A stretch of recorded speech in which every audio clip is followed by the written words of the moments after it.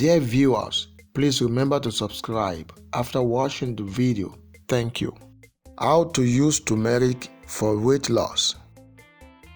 How to use turmeric for weight loss. Ingredients: 1 teaspoon of honey, 3 cups of water, 3 slices of lemon, 3 knobs of turmeric or 1½ teaspoon of the powdered form, 1 small piece of ginger. Preparation: grate the spices, that is turmeric and ginger. Add them to the water as it boils.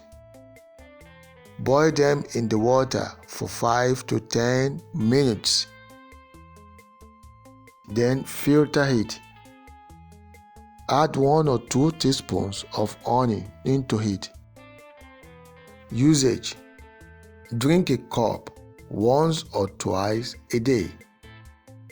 Note: please don't forget to eat properly and do your exercise regularly.